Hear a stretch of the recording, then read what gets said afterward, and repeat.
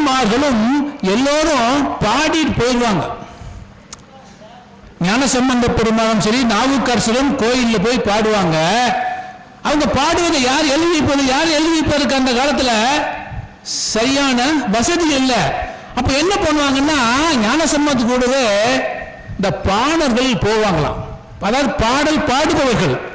அவங்க என்ன பண்ணுவாங்க, போய் ஞானசம்பந்த பெருமான் பாடுவதை அப்படியே கேட்டுட்டு அதை திரும்ப பாடுகிற சக்தியை அவர்கள் பெற்றிருந்தார்கள். அந்த மாதிரி அவர்கள் ஞானசம்பந்த பாடிய பாடல்களையும் நாவுக்கரசர் பாடிய பாடல்களையும் அப்படியே மனதில் உள்வாங்கி கொண்டு அவற்றை திரும்ப திரும்ப பாடினார்கள். அது கோயில்ல பாடும்போது அந்த பாடல்கள் திரும்ப திரும்ப பாடப்பட்டதால் எல்லோருக்கும் அது பரிச்சயமாயிற்று. அதனாலதான் அந்த இலக்கியம், ஏன்னா திருக்குறள்லாம் இன்றைக்கு கிட்டத்தட்ட 200 வருடங்களுக்கு முன்னால் தான் நம் கைக்கு கிடைத்தது. அதற்கு முன்னால எப்படி நாம் தமிழை வளர்த்தோம் என்றால், இந்த மாதிரி பக்தி இலக்கியங்கள் இருக்கிற பாடல்கள், அந்த பாடல்கள் எல்லாம் கோவில்களிலே பாடப்பட்ட போது அது தமிழுக்கு ஒரு சிறப்பு செய்வதாக இருந்தது. அதன் அடிப்படையில் தான் தமிழ் இவ்வளவு தூரம் வளர்ந்திருக்கிறது. அதனால தமிழ் வளர்ச்சிக்கு பக்தி இலக்கியம் ஒரு முக்கியமான காரணம் என்பது என்னுடைய கருத்து. இப்ப நம்ம திருவாசகத்திற்கு வருவோம். திருவாசகத்திற்கு உருகாதார் ஒரு வாசகத்துக்கும் உருகார், ரொம்ப அருமையா சொன்னார். திருவாசகம் ஏன் அப்படி அந்த எல்லாரும் உருகுகிற நிலைமைக்கு ஏன் எப்படி திருவாசகம் வந்ததுன்னா, திருவாசகத்தின் சிறப்பே தாங்க. அழுது அழுது தொழுது தொழுது பாடுகிற பாடலாக திருவாசகம் இருக்கிறது. மாணிக்க வாசகர் பாடிய பாடல் நம் மனதை பிசையணைப்பதாக இருக்கிறது. திருவாசகத்தின் சிறப்பு நிறைய இருக்குங்க. அந்த திருவாசகத்தின் சிறப்பை நாம் இன்னைக்கு பார்க்க போறோம். திருவாசகத்தை பாடுவதாலும் திருவாசகத்தை கேட்பதாலும் என்ன பலன் என்றால், மறுமை என்பது இருக்காது. திருவாசகத்தை நாம் கேட்டோமானால், திருவாசகத்தை பேசினோமானால் நமக்கு மறுவாழ்வு என்பது இல்லை, மறுபிறவி என்பது இல்லை. இதுதான் முதல் திருவாசகத்தின் சிறப்பு. தென்னாடுடைய சிவனே போற்றி எந்நாட்டவர்க்கும் இறைவா போற்றின்னு தம்பி கார்த்திக் பாடினார். இதுக்கு என்ன பொருள்? இந்த பொருளை நான் சொல்வதை விட ஒரு கத்தோலிக்க பாதிரியார் ஜெகத் கஸ்பர் அப்படிங்கிறவர் பேசுறாங்க. திருவாசகத்தின் சிறப்பை பேசுவது யாரு? ஒரு கத்தோலிக்க பாதிரியார். அவர் பேசுறார், தென்னாடுடைய சிவனே போற்றி எந்நாட்டவர்க்கும் இறைவா போற்றினா அதுக்கு என்ன பொருள் என்றால், தென்னாட்டில் எவன் சிவன் என்று அழைக்கப்படுகிறானோ அவன் உலகத்தில் இறைவன் என்று அழைக்கப்படுகிறான். அப்ப உலகத்தில் எவன் இறைவன் என்று அழைக்கப்படுகிறானோ அவன் தென்னாட்டில் சிவன் அழைக்கப்படுகிறான். எவ்வளவு அற்புதமான ஒரு கருத்தை திருவாசகம் நமக்கு சொல்லித் தருகிறது. இந்த திருவாசகத்துக்கு ஒரு காப்பு பாடல் இருக்குங்க. திருவாசகத்தை போற்றி பாடிய பாடல், தொல்லை இரும்பிறவி சூழும் தலை நீக்கி அல்லலறுத்து ஆனந்தமாக்கியதே எல்லை மறுவா நெறியிலிக்கும் வாதவூர் என்கோன் திருவாசகம் எனும் தேன். இந்த திருவாசகத்தை நாம் பாடினோம் என்றால் நமக்கு என்னென்னலாம் கிடைக்குமா?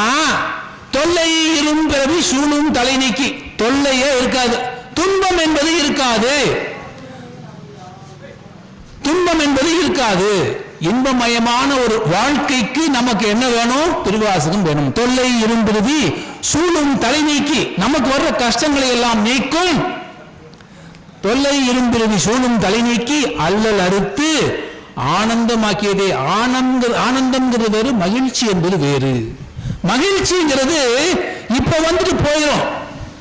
ஆனால் ஆனந்தம் என்பது நிரந்தரமான மகிழ்ச்சிக்கு பேர் தான் ஆனந்தம். அப்ப நிரந்தரமான மகிழ்ச்சி எப்படி நமக்கு கிடைக்கும் என்றால், திருவாசகத்தை கேட்க வேண்டும் அல்லது பாட வேண்டும். இந்த தொல்லை இரும்புறவி சூழும் தலை நீக்கிங்கிற இந்த பாடலுக்கு ஒரு சிறப்பு இருக்குங்க. இரண்டாவது உலக யுத்தம் நடந்து கொண்டிருந்தது. அந்த யுத்தம் நடக்கும் போது பர்மா அப்படிங்கிற நாடு, இப்போ அதுக்கு பேர் மயன்மார், இந்த பர்மா என்கிற நாடு ஜப்பானியர் வசம் போயிடுச்சு. ஐஎன்ஏ இந்திய தேசப்படைங்கிற சுபாஷ் சந்திர போஸ் அவர்கள் தலைமையில் இங்கிருந்து நிறைய தமிழர்கள், நிறைய இந்தியர்கள் இந்த படையில சேர்ந்து பர்மாவில் போராடினார்கள். பர்மா அவர்கள் கைவசம் வந்துவிட்டது. அப்ப என்ன செய்யறாங்கன்னா அங்க இருக்கிற எல்லா இந்தியர்களும் அங்கிருந்து கிளம்பி இந்தியாவுக்கு போகிறாங்க. ஏன்னா இனிமேல் இங்க நம்ம பிழைக்க முடியாதுன்னு சொல்லி அங்கிருந்து கிளம்பி இந்தியாவுக்கு வருகிறார்கள். கடைசியா ஒரு கப்பல் புறப்படுகிறது. அந்த கப்பல்ல புறப்பட்டு எல்லாரும் போயாகணும். காரைக்குடியை சேர்ந்த ஒரு செட்டியார் அங்கிருந்து பெட்டி தூக்கி வேகமா வரார். அந்த ஐஎன்ஏ அதிகாரி, அந்த ஜப்பானிய அதிகாரி என்ன பண்றாங்க, பெட்டியை சோதனையிடுகிறார்கள். சோதனையிடும் போது இவர் பிரிட்டிஷ் உளவாளின்னு சொல்லி கைது செய்து சிறையில் அடைத்து விடுகிறார்கள். சிறையில் போய் உட்கார்ந்தாரு. எதுக்கு என்னை கைது பண்ணீங்கன்னு கேட்கிறாரு. உங்ககிட்ட ஒரு புத்தகம் இருக்கு, அந்த புத்தகத்துல நீ ரங்கூன் உளவாளி என்று இருக்கிறது, அதனால உன்னை இப்படி செயலில் போட்டிருக்கோம். என்ன புத்தகம் அவருக்கு தெரியல. இந்த புத்தகம் தான் எடுத்து காமிச்சாங்க. அந்த புத்தகம் திருவாசகம். இந்த புத்தகத்தை வச்சு நீ என்ன பண்ணுவ அப்படின்னு கேட்டாங்க. சொல்றாரு, இந்த புத்தகத்தை நான் தினந்தோறும் என் பூஜை அறையில் வைத்து வழிபட்டு அதை பாடுவேன். இது தப்பா? இல்ல இல்ல, இதுல ரங்கோன் இருக்கு, நீ உளவாளி, ஜெயில போட்டாச்சு.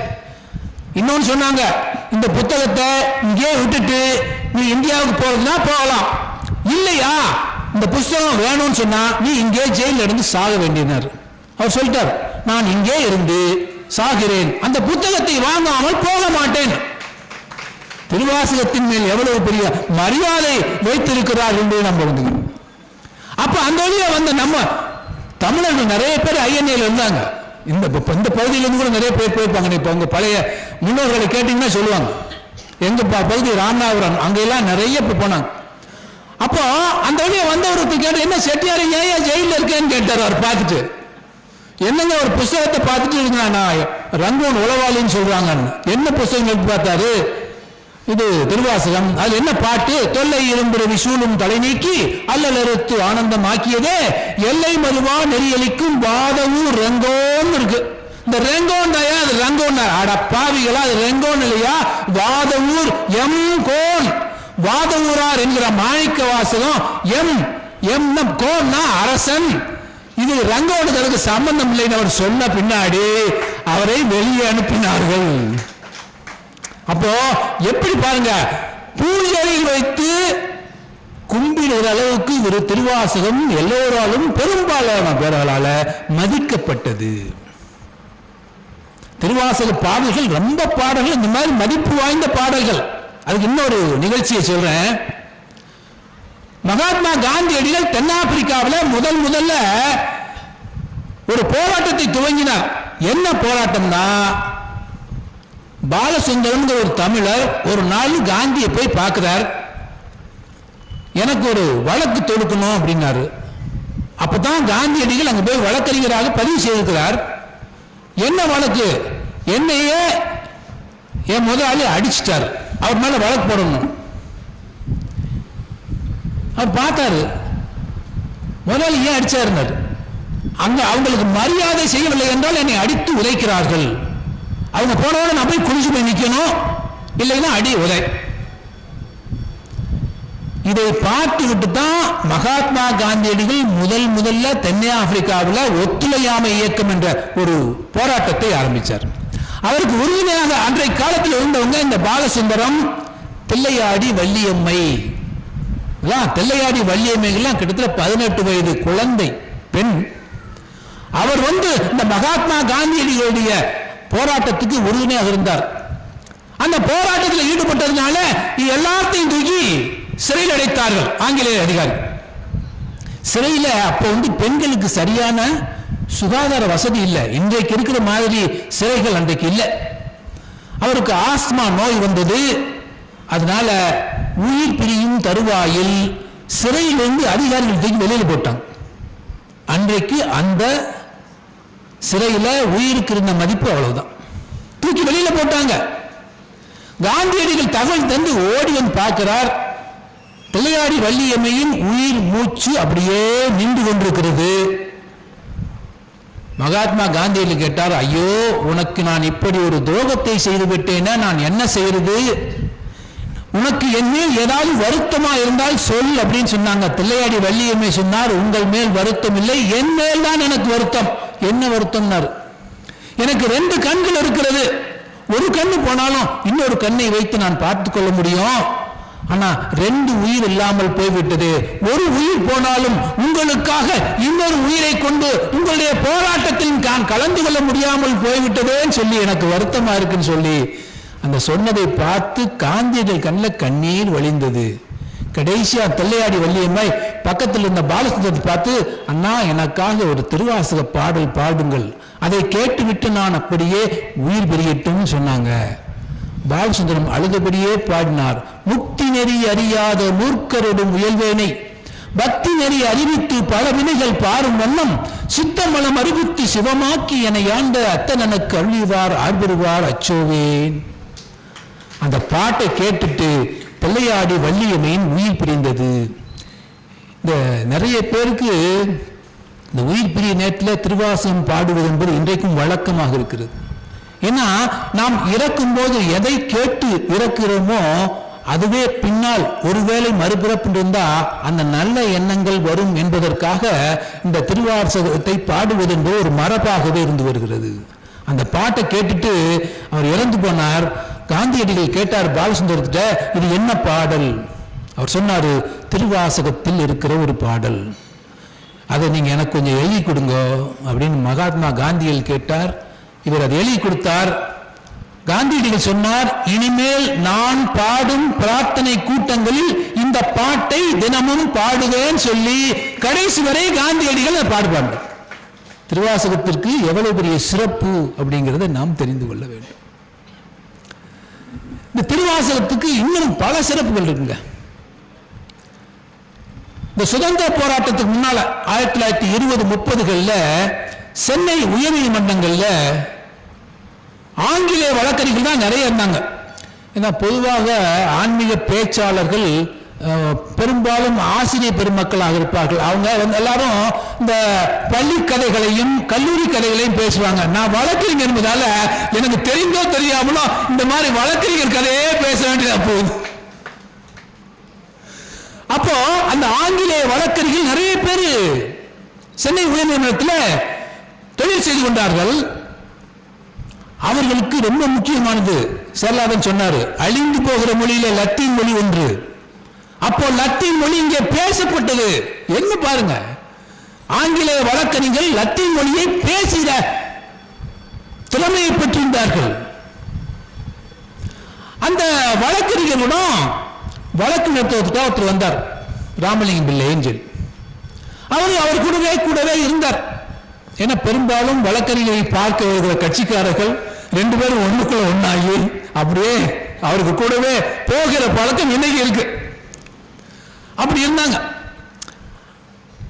அந்த மாதிரி ராமலிங்கம் அவர் கூட இருக்கும்போது ஒரு நாள் அந்த வழக்கறிஞர் நீதிமன்றத்திலிருந்து அப்படியே கோபமா அந்த கவுன் கோட்டெல்லாம் தூக்கி வீசுறார். அறைக்கு வந்தவன் தூக்கி எல்லாரும் வீசுறாரு. என்னங்கய்யா ஏன் இவ்வளவு கோபமா இருக்கீங்கன்னு ராமலிங்கம் பிள்ளை கேட்கிறாரு. என்ன ராமலிங்கம், என்ன வழக்கு நடத்த வேண்டி இருக்குது? தேவாலயத்துக்கு எதிராக வழக்கு நடத்த வேண்டி இருக்குது. தேவாலயத்துக்கு எதிராக வழக்கு நடத்த வேண்டி இருக்கிறது. நான் என்ன செய்யறது? இறைவனுக்கு எதிராகவே வழக்கு நடத்துவதா? அவருக்கு ரொம்ப மனசு வேதனையா இருந்தது. அப்போ ராமலிங்கம் சொன்னாரு, என்னங்க இதுக்கெல்லாம் போய் வருத்தப்பட்ட, இது தொழில் தர்மம், இது எல்லா பக்கம் இருக்கிறதாங்க, எங்களுடைய இலக்கியத்திலும் அது இருக்கிறது அப்படின்னாரு. உங்க இலக்கியத்தில் என்ன இருக்கு அப்படின்னு கேட்டார். எங்கள திருவாசகம் ஒரு புத்தகம் இருக்கு, அந்த திருவாசகத்துல ஒரு பாடல் இருக்கு. என்ன பாடல் சொல்லுங்க? ஏசினும் யாருனே ஏத்தினும் என் பிழைக்கே குலைந்து வேசரு வேனை விடுதி கண்டாய் செம்பளவப்பின் தேசுடையாய் என்னை ஆளுடையாய் சிற்றுக்கு இறங்கி காய்ச்சின ஆழமுண்டாய் அமுதுன்ன கடையவனே. பொருள் சொல்லுங்க. நான் உன்னை ஏசினாலும் உன்னை திட்டினாலும் உன்னை பாராட்டினாலும் என்னுடைய குறைகளை பெரிதுபடுத்தாமல் என்னை ஆட்கொண்ட எம் இறைவனே உன்னை வணங்குகிறேன். ஓ அப்படி இருக்கா? பேசினாலும் திட்டினாலும் இறைவன் நம்மளை மன்னித்துக் கொள்வானா? ஓ நாங்க எங்க பாவ மன்னிப்பு கேட்கிறோமே அது மாதிரியா அவர் கேட்கிறார். ஆமா ராமலிங்கம், எனக்கு ஒரு உதவி செய்ய முடியுமா? இவர் முதல்ல ராமலிங்கம் என்ன பண்ணாரு, இந்த லத்தீன் மொழிய வழக்கறிஞர்கிட்ட நான் கத்துக்கிட்டோம் அப்படின்னு சொல்லி கேட்டார். அதுக்கு என்ன கத்துறேன், முதல்ல லத்தீன் மொழியை ராமலிங்கம் அவரிடமிருந்து கற்றுக்கொண்டிருந்தார். இப்போ வக்கீல் என்ன சொன்னார்னா, ராமலிங்கம் நான் உனக்கு லத்தீன் கற்றுக் கொடுக்குறேன்ல, அதே மாதிரி எனக்கு நீ திருவாசகத்தை எனக்கு கற்றுக் கொடுக்க வேண்டும். சரி சரி என்னார். 6 மணிக்கு வழக்கறிஞர் லத்தீன் மொழியை இவர் கற்றுக் கொடுப்பாரு, 7 மணிக்கு இவர் குருவாயிருவாரு. அவர் சீடனாக இருந்து திருவாசகத்தை கற்றுக்கொண்டிருந்தார். இப்படி கொஞ்ச நாள் ஆச்சுங்க. ஒரு நாள் வழக்கறிஞருக்கு உடம்பு சரியில்லை, படுத்திருக்கிறார். நம்ம ராமலிங்கம் போறாரு. ஐயா என்ன உடம்புக்கு? என்னமோ தெரியல, ஒரு மாதிரி சோர்வாக இருக்கிறது, எனக்கு ஏதாவது இந்த திருவாசகத்தில் பாடல் சொல்ல. சரிங்க. மாவடு வகிரன்ன கன்னிபங்கா நின் மலரடிக்கே கூவிடுவாய் கும்பிக்கே இடுவாய் நின் குறிப்பறியேன் பாவிளையாடு குழல் போல் கறந்ததுள்ளம் ஆகடுவேன் உடையாய் அடியேன் என் அடைக்கலமே. பொருள் சொல்லுங்க. மாவடு வகிரன்ன கன்னி, அது மாவடுவை போன்ற கண்களை உடைய பார்வதியின் கணவனாகிய சிவபெருமானே. மாவடு வகிரன்ன கன்னிபங்கா நின் மலரடிக்கே கூவிடுவாய் கும்பிக்கே இடுவாய். கும்பினா வயிறு.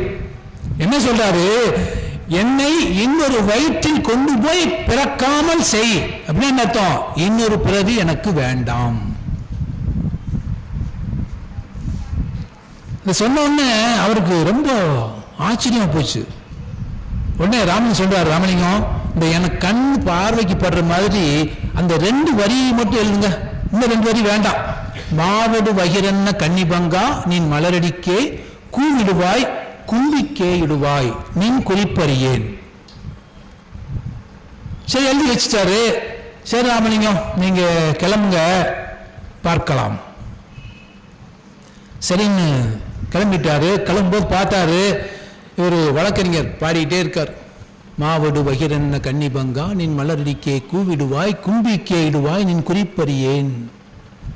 போயிட்டு அடுத்த நாள் காலையில் வந்து பார்க்கிறாரு, வழக்கறிஞர் உயிர் பிரிந்திருந்தது.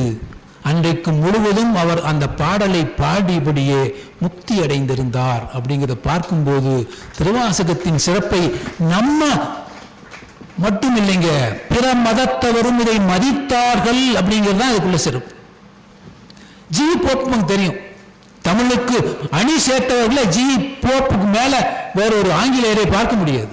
அப்படி அற்புதமான திருக்குறளுக்கு மொழிபெயர்த்தது என்ன, எத்தனை தமிழ் இலக்கியங்களை மொழிபெயர்த்து கொடுத்தவர். அவரு தமிழ்நாட்டுக்கு வருகிறார். தமிழ்நாட்டுக்கு எதுக்கு வராரு, கிறிஸ்துவத்தை பரப்புவதற்காக அனுப்பப்பட்ட பாதிரியார். என்ன ஜி போப் வந்து ஒரு தமிழ் பேராசிரியர் இல்லை. அவருக்கு தமிழ்நாட்டுக்கு வரும்போது ஆங்கிலத்தை தவிர எதுவுமே தெரியாது. அவர் கிறிஸ்துவத்தை பரப்புவதற்காக அனுப்பப்பட்ட பாதிரியார். அவர் வந்தாரு, தமிழ் மொழியை படித்தார். ஏன்னா தமிழ்ல பேச தெரிந்தால்தான் இந்த மக்களிடம் கிறிஸ்துவத்தை பற்றி பேச முடியும். அதற்காக தமிழை படித்தார். தமிழ் மேல் காதல் கொண்டார். திருவாசகத்தின் மேல் தீராத காதல் கொண்டார். ரொம்ப முக்கியமானது. எல்லாம் முடிச்சுட்டு இங்கிலாந்துக்கு போயிட்டார். இங்கிலாந்துல ஆக்ஸ்போர்ட் பல்கலைக்கழகத்தில் பேராசிரியராக இருக்கிறார். அந்த பல்கலைக்கழகத்தினுடைய துணைவேந்தர் இவருடைய தமிழ் புலமையை பற்றி நன்கு தெரிந்தவர். அவர் ஒரு நாள் கூப்பிட்டு, நீங்க இந்த திருவாசகத்தை நல்லா படிச்சிருக்கீங்களாமே, அதை ஆங்கிலத்தில் மொழிபெயர்த்தால் என்ன அப்படின்னு கேட்டார். அப்போ போப்புக்கு வயசு 90. அவர் சொன்னாரு, எனக்கு இப்பவே 90 வயசாச்சு, இப்ப போய் நான் மொழிபெயர்ப்பு செய்து எத்தனை வயசாகுதோ எத்தனை வருஷம் ஆகுதோ அதுவரை நான் இருப்பனோ இல்லையோ. அவர் சொன்னார் ஒரு வார்த்தை, ஆன்மீக பணியில் ஈடுபட்டு விட்டால் அந்த பணி நிறைவடையும் வரை உனக்கு இறப்பில்லைனர். எவ்வளவு பெரிய வார்த்தை இது! ஆன்மீக பணியில் இறங்கிவிட்டால் அந்த பணி முடிவடையும் வரை உனக்கு இறப்பில்லைனர். அதே மாதிரி 6 வருஷம் அதை மொழிபெயர்த்தார். மொழிபெயர்த்து முடிக்கிற வரைக்கும் இறக்கலைங்க. 6 வருஷம் மொழிபெயர்த்து முடிச்சாரு.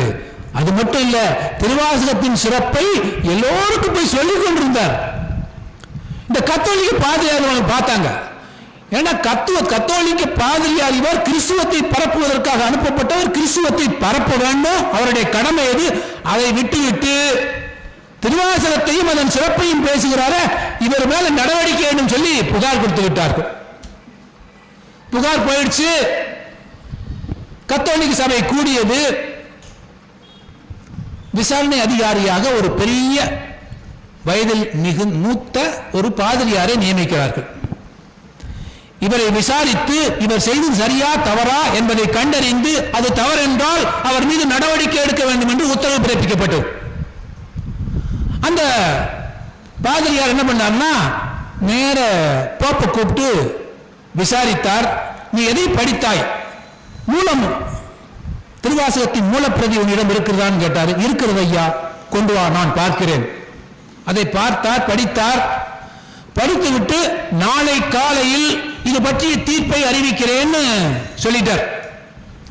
அடுத்த நாள் காலையில் சபை கூடுகிறது. எல்லோரும் ஜெயில் போப்புக்கு இன்றைக்கு தண்டனை உறுதின்னு சொல்லி மகிழ்ச்சியாக இருந்தார்கள். அந்த விசாரணை அதிகாரி வந்தார். ஜி பாப்பை பார்த்தார்.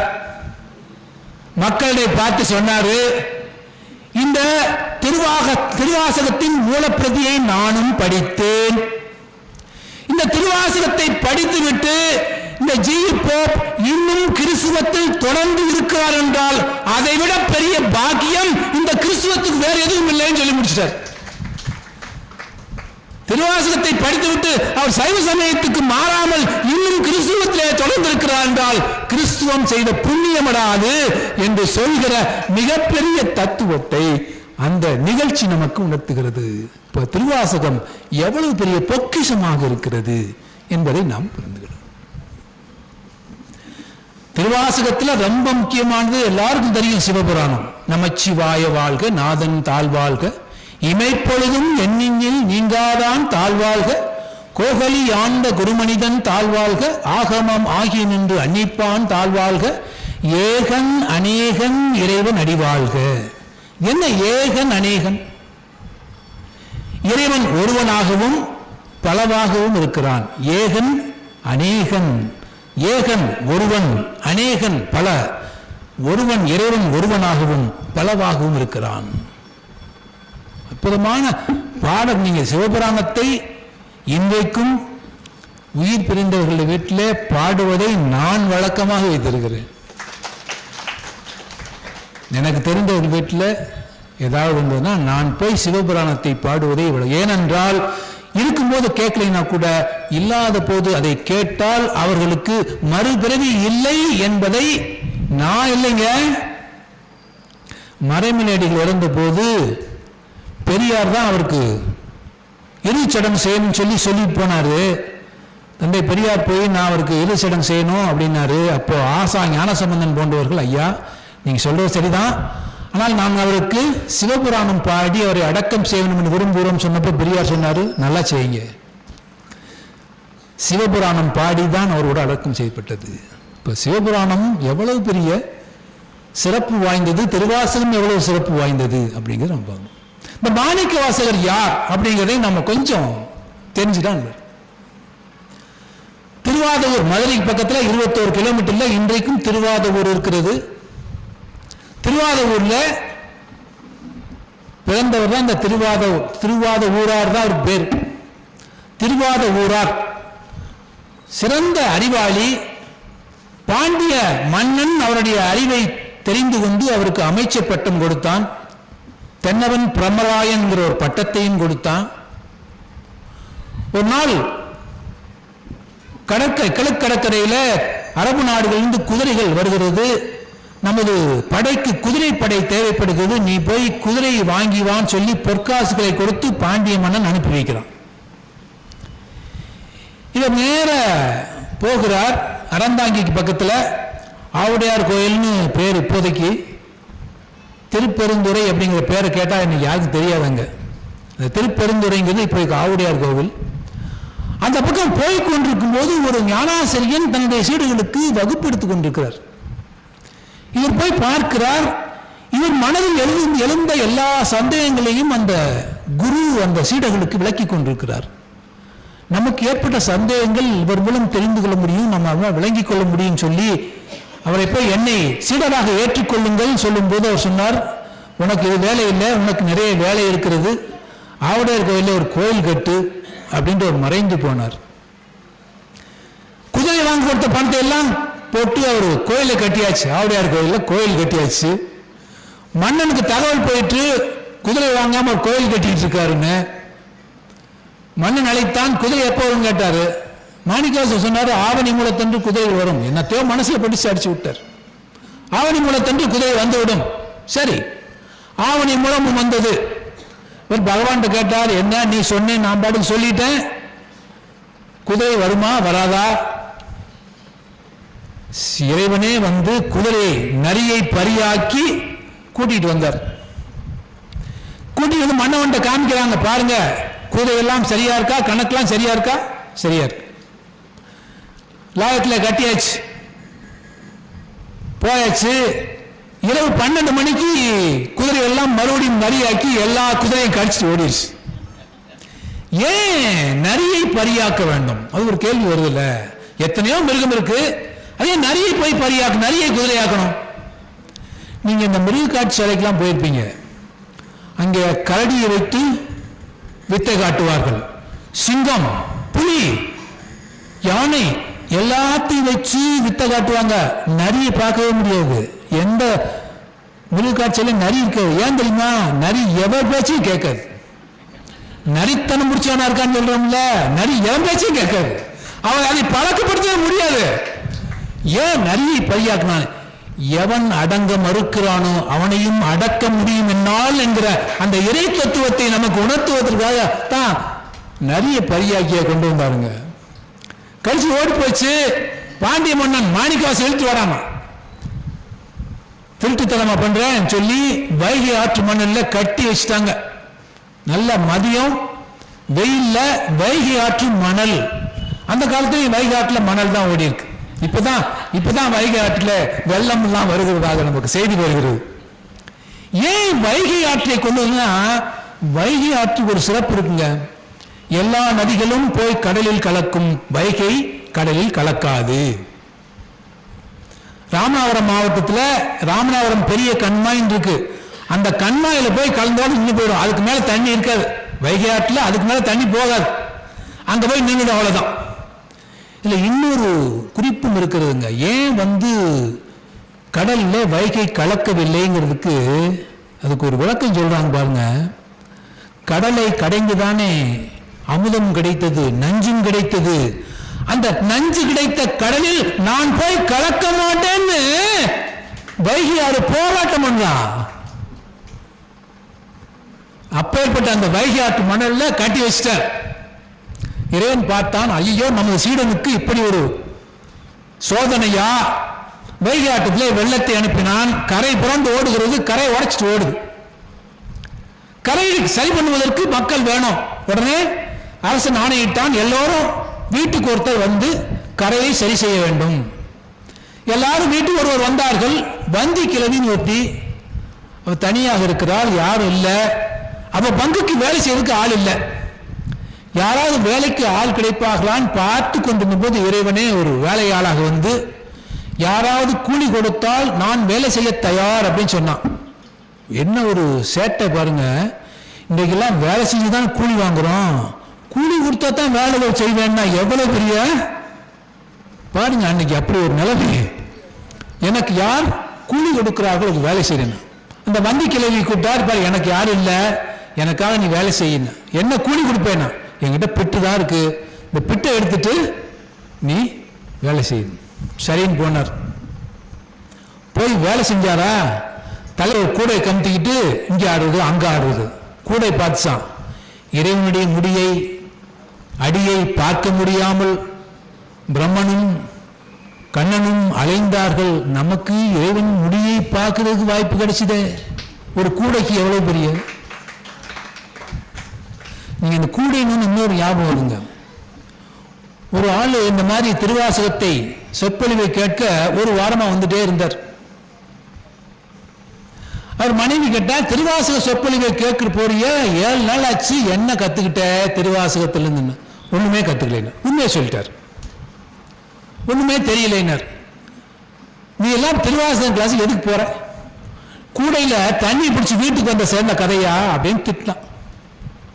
அவரு ஆமா உண்மைதான், நீ சொல்வது உண்மைதான். ஏன்னா மூங்கில் கூடையில தண்ணி எடுத்து வீட்டுக்கு வந்து சேர்த்து நிரப்ப முடியுமா? நான் 7 நாளும் மூங்கில் கூடையில தண்ணீரை எடுத்துக்கொண்டு வீட்டுக்கு வந்தேன், தண்ணி நிரம்பவில்லை. ஆனால் ஒன்று கவனித்தாயா? கூடை சுத்தமாயிருக்கிறது. நான் 7 நாளும் கூடையை தூக்கிட்டு போனேனே, கூடை சுத்தமா, என் மனம் சுத்தமா இருக்கிறது. திருவாசகத்தை நான் கேட்டதால் என் மனம் சுத்தமாக இருக்கிறது, என் மனம் அமைதி அடைந்திருக்கிறது. இதுதாங்க திருவாசகத்துக்கு பெருமை. திருவாசகம் எவ்வளவு பெரிய பொக்கிஷத்தை கொண்டிருக்கிறது. இந்த கூடையை தூக்கி அவர் பாட்டுக்கு ஆடி இருந்தாரு. மன்னன் பார்த்தான், ஏன்னா ஒரு ஆளு இங்க இருக்கிறவனே வேலை செய்ய விடாம மேயிற மாட்ட கெடுக்கும்ல, அந்த மாதிரி பண்ணிட்டு இருக்கான். பிரம்பு எடுத்து அடிச்சா ஒரு அடி முதுகுல, சுழி நடிச்சது உலக அண்ட சராசரங்களுக்கும் அடி விழுந்தது. அப்பதான் தெரிஞ்சது, ஆகா ஏதோ தவறு நடந்து விட்டது, வந்திருப்பவன் சாதாரண ஆள் இல்லை. அதை அறிந்து அதற்கு பிறகு அந்த மாணிக்க வாசகரை நீங்க வாங்க மறுபடியும் வந்து அமைச்சராக இருங்கள்னு கேட்டார். வேண்டாம், எனக்கு வேறு நிறைய வேலை இருக்கிறது என்று சொல்லிவிட்டு அங்கிருந்து அப்படியே போய் ஊர் ஊராக சென்று திருவாசகத்தை பாடினார். அப்படிங்கிறது தான் திருவாசகம். கிட்டத்தட்ட 658 பாடல்கள். ஒவ்வொரு ஊரா போய் பாடினார். முதல்ல இந்த சிவபுராணம், சிவபுராணத்தின் சிறப்புல ரொம்ப முக்கியமான சிறப்பு ஒன்று சொல்றேன். 32வது அடி, 32வது வரி, மெய்யே உன் பொன்னடிகள் கண்டு இன்று வீடுற்றேன். மெய்யே உன் பொன்னடிகள் கண்டு இன்று வீடுற்றேன். மாணிக்க வாசகர் உயிரோடு இருக்கும் போது பாடிய பாடல். 39வது சொல்றாரு, மெய்யே இறைவா உன் அடிகளை கண்டு நான் இன்று வீடு பெறுகிறேன். வீடு பேர் எப்ப பெறுவான்? முக்தி அடைகிற போது. அப்போ 32வது வரியில ஏன் இந்த வார்த்தையை வைத்தார் என்றால், 32 வயதிலே மாணிக்க வாசகர் இறைவனிடம் சேர்ந்து விட்டார். இதை தெரிந்து கொண்டதாலோ என்னவோ தீர்க்க தரிசனமாக 32வது வரியில மெய்யே உன் பொன்னடிகள் கண்டு இன்று வீடுற்றேன் எழுதினார்.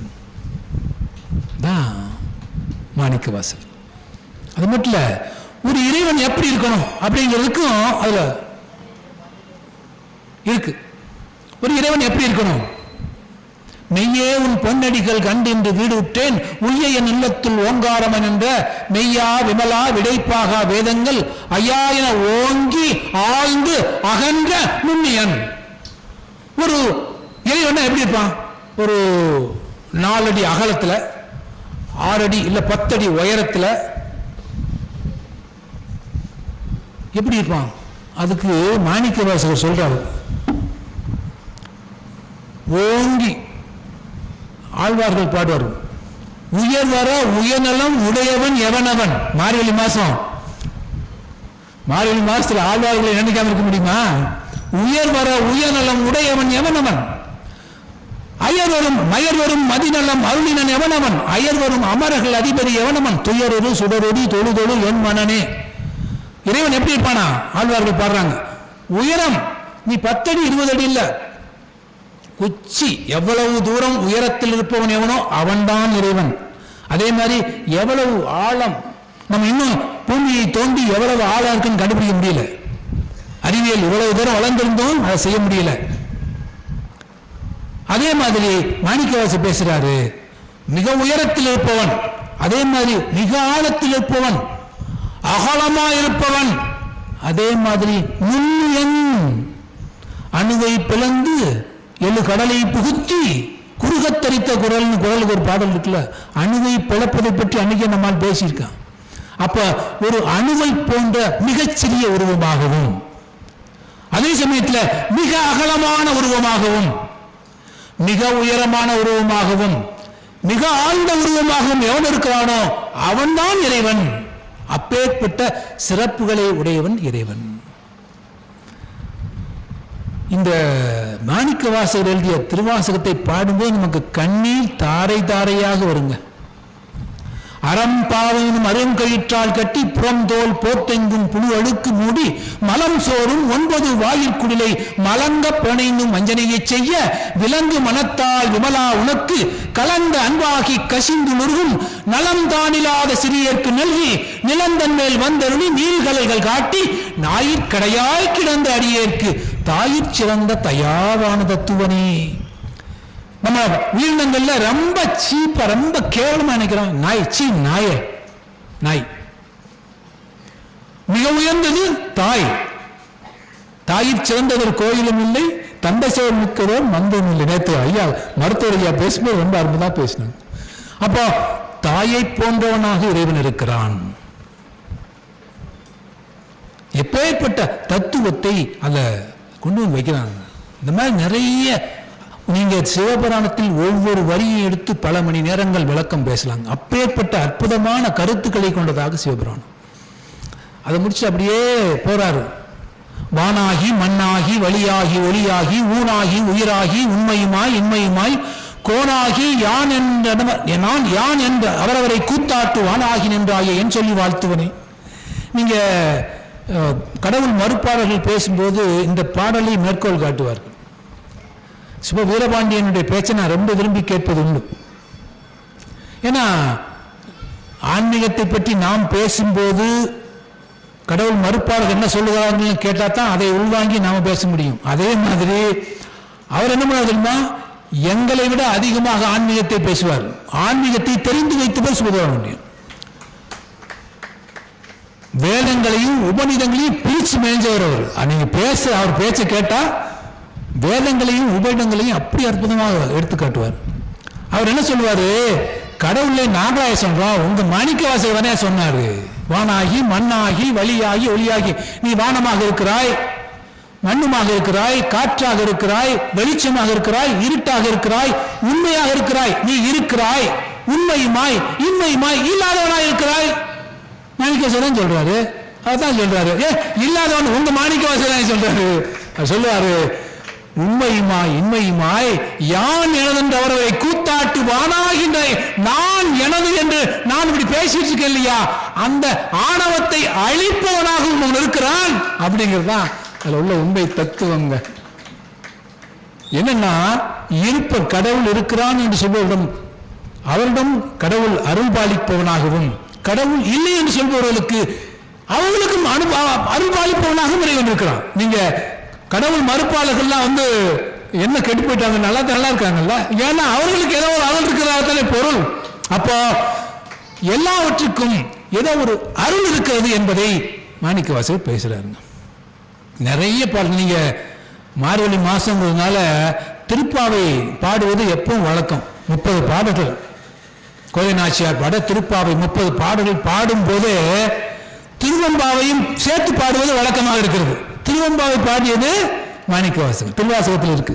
திருவம்பாவை 20 பாடல்கள். ஆனா இங்க திருப்பாவை 30 பாடல்கள். மாதத்துக்கு ஒரு நாளைக்கு 30 நாளைக்கு பாடும்போது 30 பாடல் வந்துருது. ஆனா திருவம்பாயில 20 பாடல் தான் இருக்கு. என்ன செய்யுதுன்னு யோசிச்ச பெரியவர்கள் என்ன பண்ணாங்க, திருப்பள்ளி எழுச்சியிலிருந்து ஒரு 10 பாட்டு எடுத்து போட்டு 30 பாடல் ஆக்கி திருப்பாவையும் திருவம்பாவையும் பாடுகிற ஒரு வழக்கத்தை நமக்கு கொண்டு வந்தார்கள். ஏன் மார்கழி மாசத்துல இதெல்லாம் பாடணும்? காலைல 4 மணிக்கு எந்திரிச்சேன்னா வேலை இல்லையா அப்படின்னு சில இளைஞர்கள் இப்பவும் கேட்கிறாங்க. அதுக்கு ஒரு அறிவியல் பூர்வமாக உண்மை இருக்கிறது. இன்றைக்கு அறிவியல் என்ன பேசுகிறது என்றால், வானத்தில் இருக்கிற ஓசோன் மண்டலம் மார்கழி மாதம் காலையில 4 மணிக்கு பூமிக்கு அருகில் வருகிறது என்பதை கண்டுபிடித்திருக்கிறார்கள். இந்த ஓசோன் மண்டலம் நம்ம பூமிக்கு அருகில் வந்தா நம்முடைய உடல் ஆரோக்கியத்திற்கு உகந்தது என்பதையும் இன்றைக்கு அறிவியல் பேசுகிறது. அப்போ காலையில மார்கழி மாசம் எந்திரிச்சு திருப்பாவையும் திருவம்பாவையும் பாடும்போது ஓசோன் மண்டலமும் உங்களிடம் அப்படியே உரையாடுகிறது. உங்களை அது ஆரோக்கியப்படுத்துகிறது, மென்மைப்படுத்துகிறது, செம்மைப்படுத்துகிறது.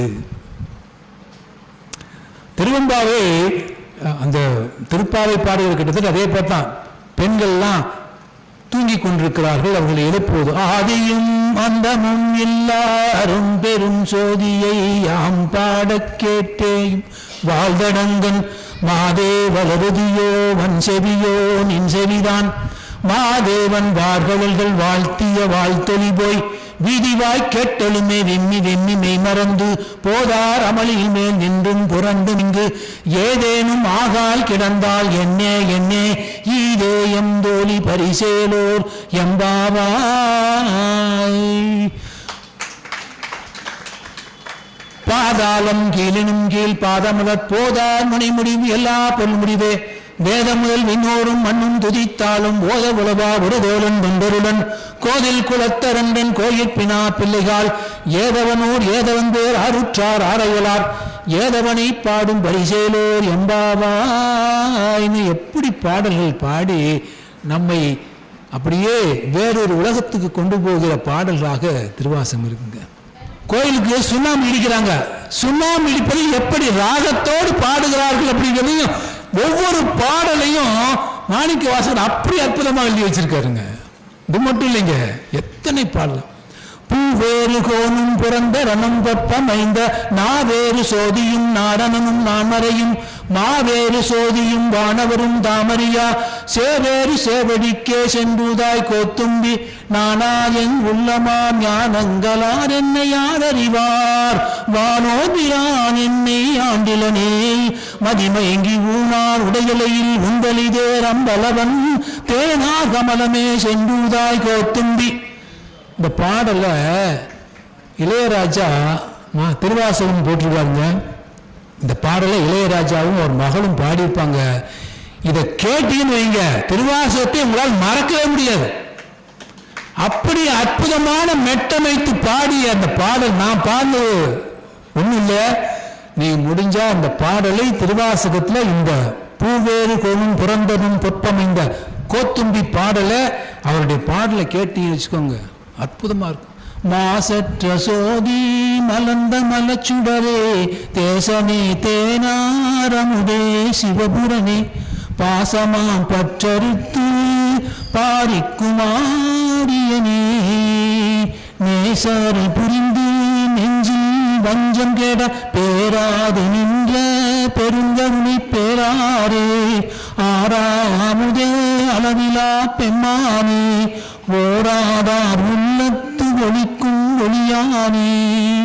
இந்த பாட்டெல்லாம் ஏன் சொல்றேன்னா, இவர் இந்த திருவாசகத்தை இளையராஜா பாடுறதுக்கு இங்கே இல்லை, இங்கே லண்டன் போய் அந்த சிம்பனி குழுவோட இணைந்து அந்த இசையமைத்து பாடி இருக்கிற அதுல ஒரு ஆங்கிலேயர் பாடின பாடல் வருங்க. இந்த மாசற்ற சோதிக்கு பின்னாடி பேக்ரவுண்ட் மியூசிக் பிஜிஎம் சொல்றாங்க. இன்னைக்கு இந்த பிஜிஎம்லாம் அவர் முன்னாலே எத்தனையோ போட்டாருங்க. அந்த பாடல்கள்ல அந்த பேக்ரவுண்ட் மியூசிக் கேட்டுச்சுங்க, அப்படியே அது அந்த இரவு நேரத்தில் அதை போட்டு பண்ணிட்டுனா தலை சுற்றி போகும். அப்படி அற்புதமான பாடல்கள் இந்த திருவாசகத்தில் இருக்குங்க. தினைத்தனை உள்ளதோ பூவினில் தேனுண்ணாதை நினைத்தொரும் காந்தொரும் பேசும் தொரும் அனைத்துணும் உண்முக ஆனந்த தேன் செறியும் குனிப்புடையானுக்கே சென்றுதாய் கோத்தும்பி. கொஞ்சத்தை முடிச்சுக்க. கோத்தும்பி பாடல் வைத்த நிதி பெண்டீர் மக்கள் குலம் கல்வி எனும் பித்த உலகிற் பிறப்போடு இறப்பென்னும் சித்த விகார கலக்கம் தெளிவித்த வித்தக தேவர்கோ சென்றுதாய் கோத்தும்பி. என்ன சொல்றாரு? இன்னைக்கு நமக்கு ரொம்ப முக்கியமான பாட்டு. வைத்த நிதி பெண்டீர். வைத்த நிதி தான் தெரியுமா? இந்த ஃபைனான்ஸ்காரெல்லாம் அதிக வட்டி கொடுத்து ஏமாத்தி போறான்ல, ஏமாந்து போயிடாதீங்க. மாணிக்கவாசகர் நீங்க அந்த அதிக வட்டி கொடுக்கறதா சொல்ல அந்த ஃபைனான்ஸ் நீங்க போய் பணம் போட்டீங்கன்னு வச்சுக்கோங்க, முதல்ல என்ன கொடுப்பான் தெரியுமா? கீதாச்சாரம் ஒரு புத்தகம் கொடுப்பான். பாத்தீங்களா? கீதாச்சாரம். அதை முதல்ல படிச்சுனாலே தெரிஞ்சு போயிடும். இன்று உன்னுடையது, நாளை வேறொருடையதாகிறது. நீங்க போடுற பணம் நாளைக்கு அது என்னதாக போகிறது, உங்களுக்கு திரும்பி வராது. அவன் சரியாத்தான் சொல்றான், நாம தான் புரிஞ்சுக்காம போட்டுட்டோம். இது கோத்தும்பி பாடல். கோத்தும்பி பாடல்னா, கோத்தும்பினா ராஜ வண்டு. வண்டுவை தூதனுப்புறாரு மாணிக்கவாசகர். தூதனுப்பி, நீ எனக்கு பூ பூவா போய் தேனை தேடிக் கொண்டிருக்கிறாய், இறைவன் திருவடியை போய் பார், உனக்கு வேண்டிய தேன் கிடைக்கும் அப்படிங்கிறதான் கோத்தும்பி பாடலுங்க. இது போக உம்பகற்கரசே ஒளிவரமைந்த யோகமே ஊற்ற ஏந்தனக்கு வம்பன பழுத்தன் குடிமுழுதாண்டு வாழ்வர வாழ்வித்த மருந்தே செம்பொரு துணிவே சிறுடை கல்லே செல்வமே சிவபெருமானே எம்பொரு புண்ணே சிக்கன பிடித்தேன் எங்களும் தல்வதனியே. உன்னை சிக்கன் பிடிச்சிருக்கேன், என்னை விட்டுறாதப்பா. அம்மையே அப்பா ஒப்பிலாமணியே அன்பினில் விளைந்த ஆரமுதே பொய்மையே பெருக்கி பொழுதினை சுருக்கும் புழுத்தலை புலையலைந்தனக்கு செம்மையே ஆத சிவபரம் அளித்த செல்வமே சிவபெருமானே இம்மையே உன்னை சிக்கன பிடித்தேன் எங்களும் தருவதினியே. பால் நினைந்தூட்டும் தாயனும் சாலப்பறிந்து நீ பாவி என்று உனினை உருக்கி உள்ளொளி பெருக்கி உழப்பிலா ஆனந்தமாய தெனினை சொரிந்து புறம் புறம் தெரிந்த செல்வமே சிவபெருமானே யானுனை தொடர்ந்து சிக்கன பிடித்தேன் எங்களும் தருவதினியே. சரி, அதாவது இறைவனை போய் பற்றி கொண்டால் நம்முடைய பாவம் விலகுங்கிறது மட்டும் இல்லைங்க, நம்முடைய மனம் செம்மைப்படும். இதுதான் கஷ்டமா இருக்குது, துன்பமாக இருக்கு. நிறைய என்ன செய்யறான்னு நம்ம பிரச்சனை வந்து போது ஐயோ நான் கோயிலுக்கு கோயிலா போனே இப்படி பிரச்சனை வந்து நிக்குது, சாமியை கோவிச்சுக்கிறோம். அப்படி இல்லை, நீங்க சிவன் சரி சிவனடியார்களையும் சிவன் சோதித்த மாதிரி எந்த கடவுளும் சோதித்ததாக வரலாறே இல்லை. சிவனை வழிபடுபவர்களுக்கு சோதனை மேல் சோதனை வந்து கொண்டே இருக்கும். ஆனா அது என்ன தெரியுங்களா விசேஷம், அது என்ன சிறப்பு என்றால் இந்த சோதனையை இவர்களிடம் கொடுத்தால் இவர்களால் தான் தாங்க முடியும் என்பதை இறைவன் உணர்ந்திருக்கிறான். அதனால உங்களுக்கு கொடுக்கிறான். இன்னொரு கொடுத்தா அப்படியே மண்டை போட்டுவான். ஆனால் உங்களுக்கு அதை கொடுத்தால் நீங்கள் இருந்து சமாளித்து வெளியில வர முடியுங்கிற தைரியம் உங்களுக்கு இருக்கிறது என்பதை இறைவன் உணர்ந்திருக்கிறான். அதனால தான் கொடுக்கிறான். இது மட்டும் இல்லைங்க, இன்னொன்றும் இருக்கிறது. சிவன் உங்களுக்கு சோதனையை கொடுக்கிறான் என்றால் என்ன காரணம் தெரியுமா? இந்த சோதனையிலிருந்து மீண்டு உங்களுடைய திறமையை இந்த உலகத்திற்கு வெளிக்கொள்வதற்காக அது ஒரு வாய்ப்பாக நீங்கள் பயன்படுத்த முடியும் என்பதை சிவன் உணர்ந்திருக்கிறான். நீங்க எத்தனை பேருங்க, நிறைய பேர் தங்களுடைய பிரச்சனைகளை சமாளித்து வெளியே வரும்போது அவங்களுக்கு இந்த பிரச்சனை எப்படி வெளியே பத்தியா இன்னைக்கு எப்படி இருக்கிறேன். அதாங்க இன்னைக்கும் நீங்க உளவியலாளர்கள் என்ன சொல்றாங்க தெரியுங்களா? நீங்க மகிழ்ச்சியா இருக்குன்னா ஒன்னையும் செய்யணும். என்ன செய்யணும் தெரியுமா? இப்படி கையை தூக்கணும். எஸ், இதைத்தான் யோசிச்சுதான். நீங்க மகிழ்ச்சியா இருக்கும். Yes I can, yes I can, என்னால் முடியும். இந்த ஒரு வார்த்தை உங்கள் தாரக மந்திரமாக மாற்றிக் கொள்ளுங்கள். இறைவன் என்னுடன் இருக்கிறான், என்னால் மாற்ற முடியும், இதுவும் கடந்து போகும் என்கிற அந்த சொல்லை உங்கள் மனதில் வைத்துக் கொள்ளுங்கள், நீங்கள் உயரலாம். கடைசியா ஒரே ஒரு பாடலோடு முடிச்சிடுங்க. உற்றாரை யான் வேண்டேன் ஊர் வேண்டேன், கற்றாரை யான் வேண்டேன் கற்பனவும் இனியமையும், குற்றாலத் தமுந்துரையும் கூத்தாவும் குறைகளுக்கே கற்றாவின் மனம் போல கசிந்துருக வேண்டுவனே. என்ன பாடுறாரு? எனக்கு உற்றார் வேண்டாம், சொந்தக்காரன் வேண்டாம், உறவினர்கள் வேண்டாம், ஊர் வேண்டாம், பேர் வேண்டாம். உற்றாரை யான் வேண்டேன் ஊர் வேண்டேன், கற்றாரை படிச்சவன் கூட வேண்டாம். ஏன்னா படிச்சவன் தான் பாட்டை கெடுத்தா எழுதினவன் ஏட்டை கெடுத்தாங்க சொல்ற இருக்குது. வேண்டாம். எனக்கு என்ன வேணுங்கிற தெரியுமா? கற்றாவின் மனம் போல, குற்றால தமந்துரையும் கூத்தா, குற்றாலத்தில் இருக்கிற குற்றால பெருமாளே எனக்கு என்ன செய்ய தெரியுமா? கற்றாவின் மனம், ஒரு பசுமாட்டின் மனதை எனக்கு கொடுங்கிறார். என்ன பசுமாட்டின் மனத்தை கொடுங்கிறது என்ன அர்த்தம்? ஏன் பசுமாட்டை கேட்கிறாரு? அதுக்கு ஒரு காரணம் இருக்குங்க. பசு தன் கன்றுக்கு ஏதாவது தீங்கு ஏற்பட்டால் அது மாதிரி போராடுறதுக்கு உலகத்தில் வேற எதுவும் இல்லை. மண்ணியை சோழனை ஆராய்ச்சி பண்ணி அடிச்சுட, தன் கன்றை இழந்த பசு போய் அடிச்சுது, நியாயம் அடிச்சு. அது உண்மையில பார்த்தா மண்ணின் தவறே இல்லை. நான் அதுக்கு சட்டப்பூர்வமா உங்களுக்கு விளக்கம் சொல்றேன். ராஜபாட்டு ராஜ வீதியிலே தேர் ஓடுகிறது.